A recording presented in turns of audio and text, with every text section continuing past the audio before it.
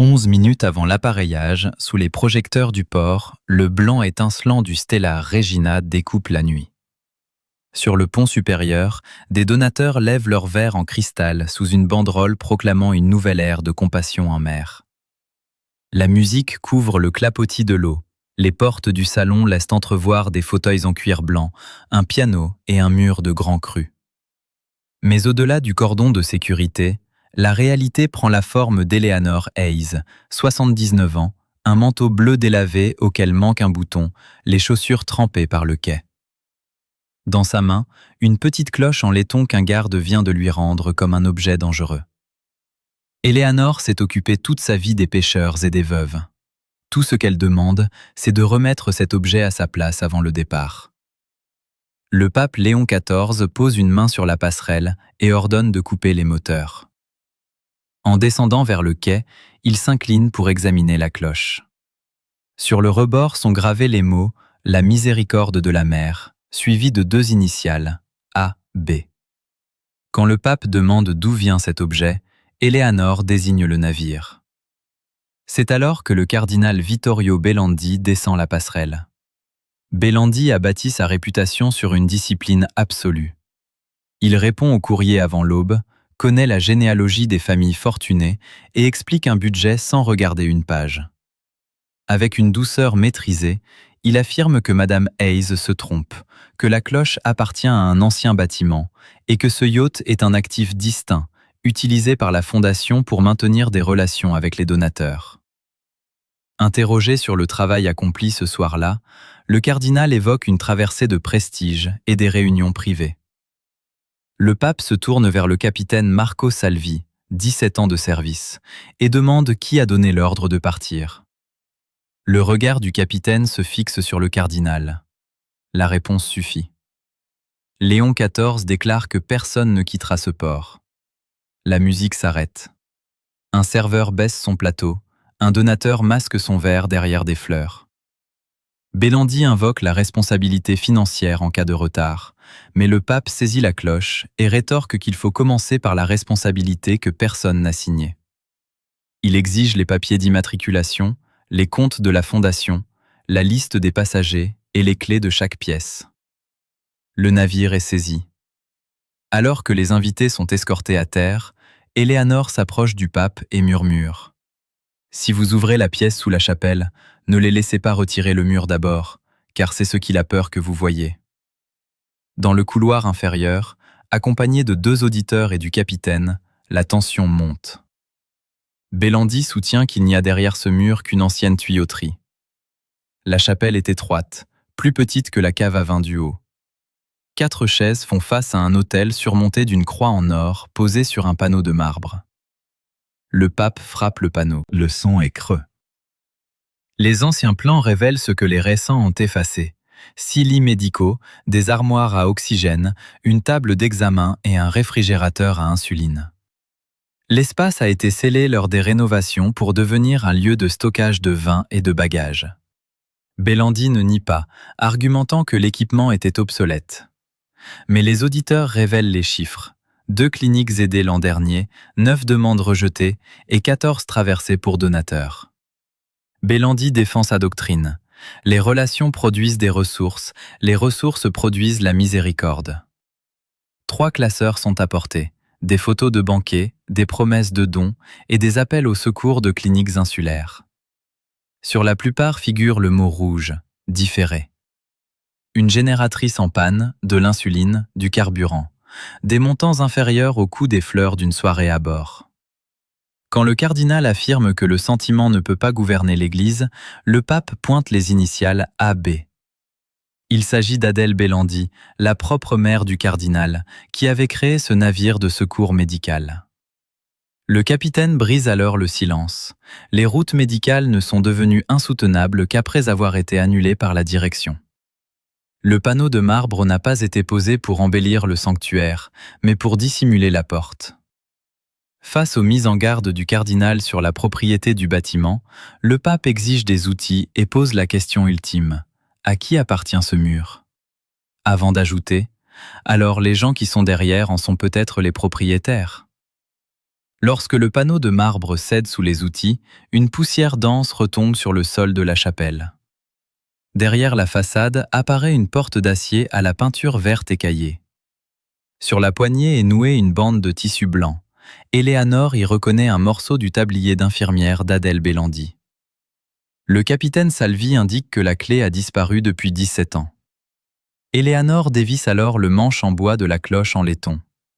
Une petite clé en fer glisse au creux de sa main, où elle l'a conservée en silence pendant 17 ans, avant de la remettre au pape Léon XIV. La porte s'ouvre sur ce que le yacht a renoncé à accomplir. L'air de la baie médicale conserve une odeur de poussière et d'antiseptique rassis.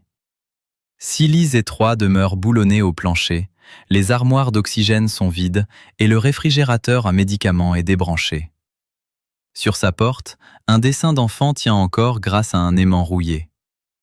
Sous un soleil jaune et un bateau blanc, une écriture maladroite proclame « Merci d'avoir ramené grand-mère à la maison ». Sur le mur du fond sont alignés des centaines de noms, associés à des îles, des pathologies et des dates. À côté de certains figure une croix, pour d'autres, le registre s'arrête. Éléanore n'entre qu'invitée par le souverain pontife. Elle a servi ici comme infirmière pendant 12 ans. Son mari Thomas y a entretenu les machines avant de mourir en mer, restant dans les soutes pour faire tourner les pompes et sauver 3 patients. Éléanore borde un lit et rappelle la formule de son époux. Les hommes braves rentrent à la maison. La cloche appartenait à Adèle. Un coup signale l'arrivée des médicaments, 2 coups la présence d'un médecin, 3 coups le transport d'urgence vers le continent. Dans les tiroirs, le capitaine découvre des cartes de routes annulées et des demandes médicales. La plus récente provient de l'île Saint-Gabriel. Une tempête a endommagé le toit de la clinique dont le groupe électrogène faiblit. 12 personnes âgées dépendent de médicaments réfrigérés et une femme a besoin d'oxygène. Sur ce document figure le tampon rouge, différé. Agrafé derrière, le bon d'achat de nouveaux fauteuils pour le yacht, coûtant près de 9 fois le prix du générateur. Le pape interroge. Combien de temps l'oxygène peut-il attendre le traitement administratif? Le bulletin météo indique qu'avant minuit, le canal vers Saint-Gabriel sera impraticable. Il reste 6 heures avant de perdre toute chance de joindre ceux à qui l'on a ordonné d'attendre. Le passé du cardinal refait surface. Adèle avait perdu son mari faute de soins en mer. Son fils Vittorio avait d'abord navigué à ses côtés, portant les caisses de médicaments et prêchant sur l'île Saint-Gabriel qu'aucune institution n'a le droit de déclarer une personne trop éloignée pour être sauvée. Mais les bureaux ont grandi, et Bélandi a fini par confondre la protection du symbole avec celle de la mission. L'enfant qui avait réalisé le dessin n'est autre que le docteur Grace Nolan, qui dirige aujourd'hui la clinique de Saint-Gabriel. Remettant la demande d'aide au cardinal, le pape l'affronte directement. « Votre mère a construit une route sur l'eau, et vous l'avez transformée en salle à manger. » L'ordre est donné de vider les stocks de vin, de restaurer la baie médicale et d'embarquer générateurs, oxygène et vivres. Bélandi est sommé de monter à bord pour porter lui-même les caisses devant l'équipage et les veuves rassemblées sur le quai. Sous les lettres dorées du Stella Regina, les ouvriers mettent à jour le nom d'origine de la coque, la Miséricorde de la mer. Le navire reprend la mer 43 minutes avant la fermeture du canal. Sur le mur de la baie médicale, sous la marque d'une taille d'enfant inscrite au crayon avec les mots « Vittorio, 12 ans », se révèle l'histoire d'un homme éloigné de ses origines. Éléanore rappelle alors qu'elle était venue 7 fois frapper à sa porte au fil des années, 7 visites réduites à des notes de rendez-vous, puis rejetées comme gênantes.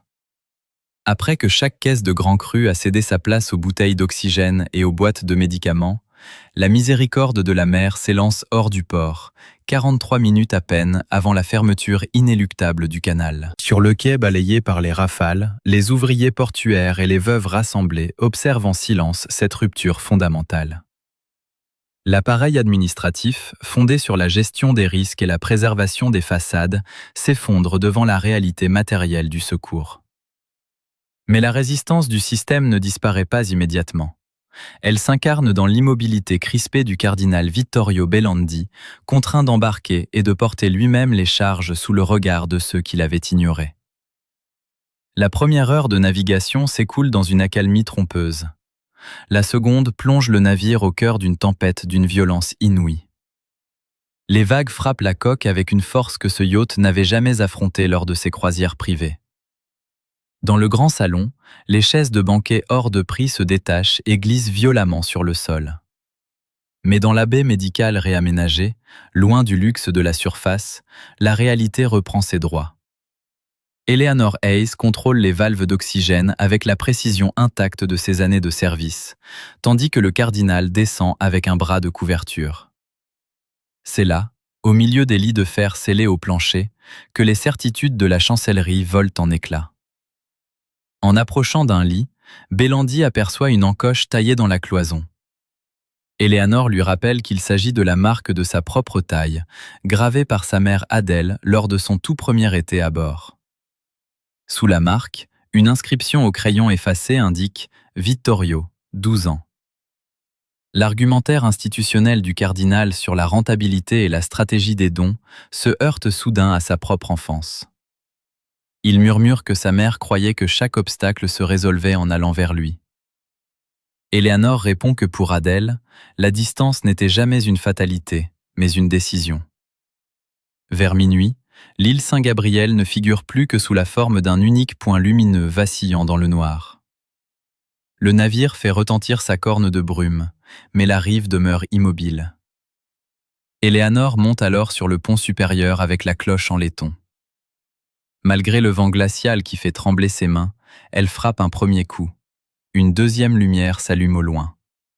Elle frappe un deuxième coup. Les phares d'un camion éclairent le quai.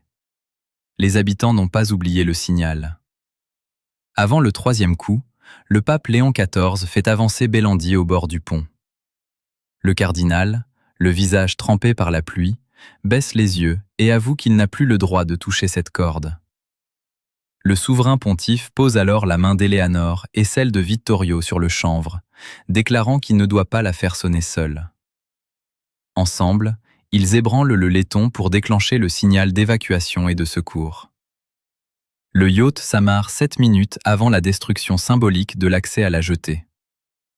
Le docteur Grace Nolan accueille l'équipage au milieu de l'obscurité causée par la panne du vieux générateur, tandis que le cuisinier, le capitaine et les matelots transportent les bonbonnes d'oxygène et réinstallent le nouveau groupe électrogène sous des torrents de pluie.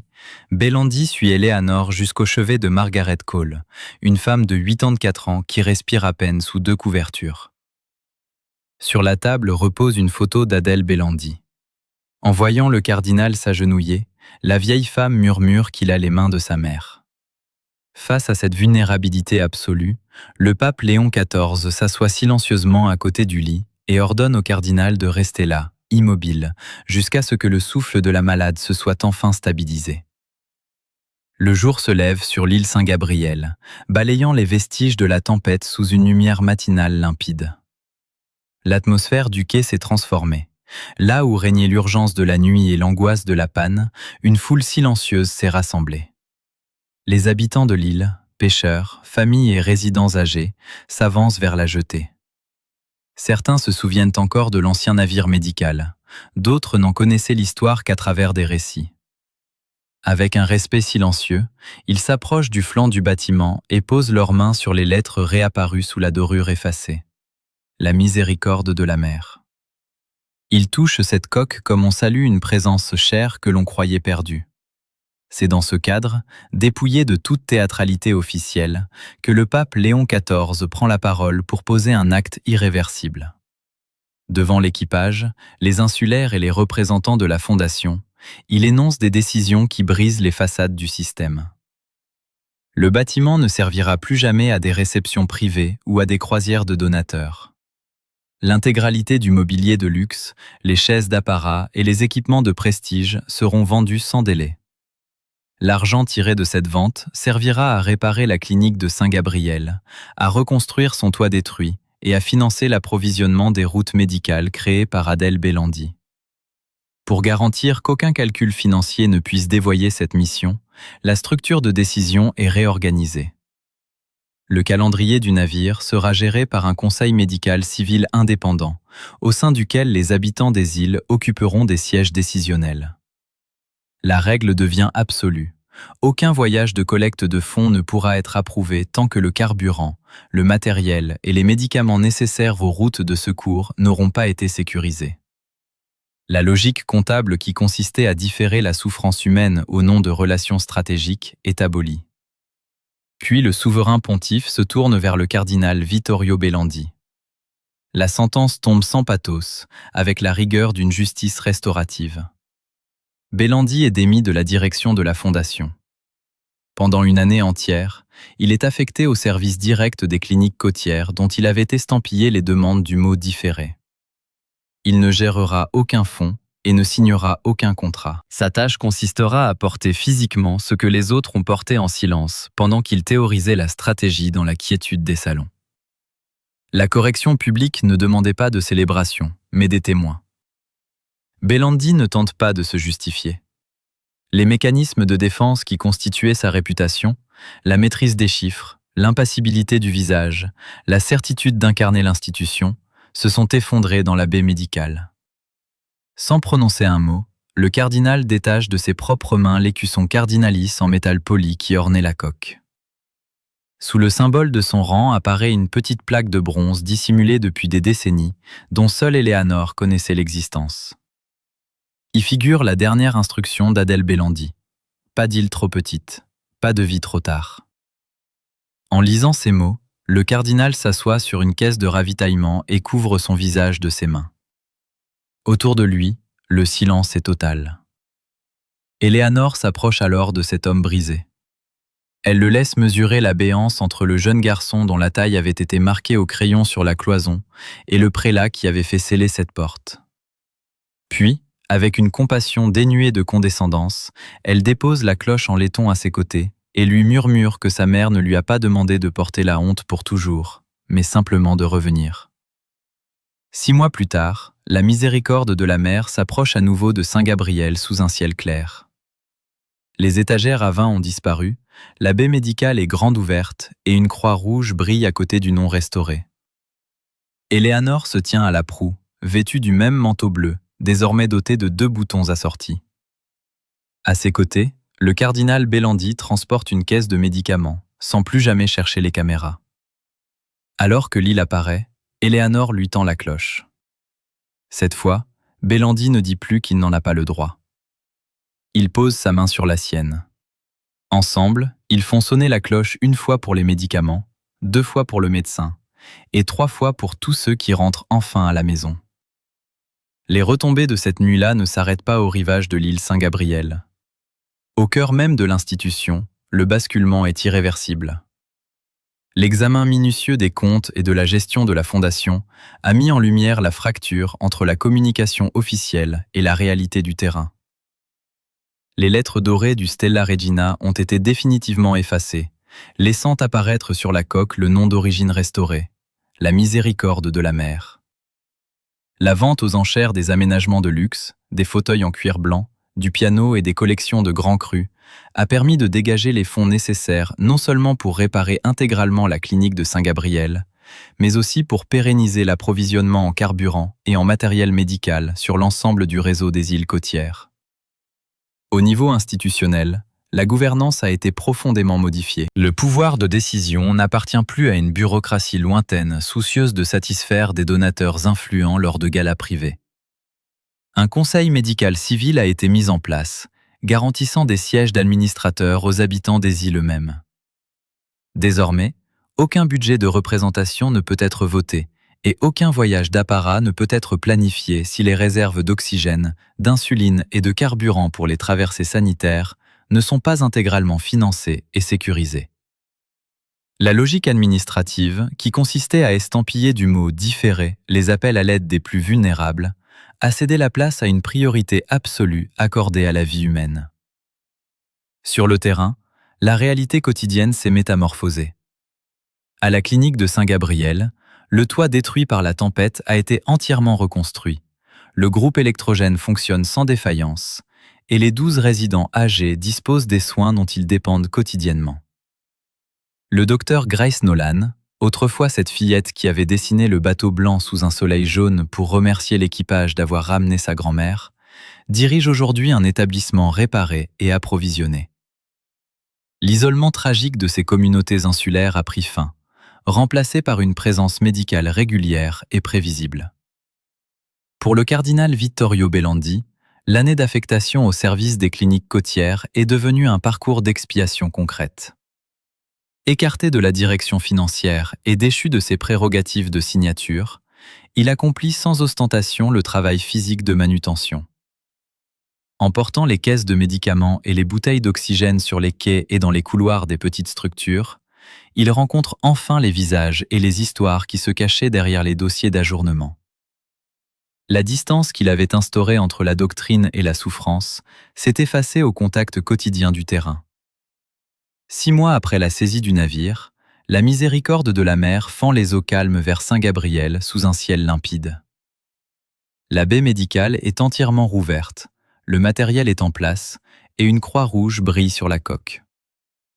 À la proue, Eleanor Hayes se tient debout dans son manteau bleu délavé, doté désormais de 2 boutons assortis. À ses côtés, Vittorio Belandi porte une caisse de secours sans chercher l'attention des caméras. Lorsqu'ils approchent de la jetée, Eleanor lui présente la cloche en laiton. Le cardinal ne décline plus son rôle. Il pose sa main sur la sienne, et ensemble ils font retentir les 3 signaux. Un coup pour les médicaments, 2 coups pour le médecin,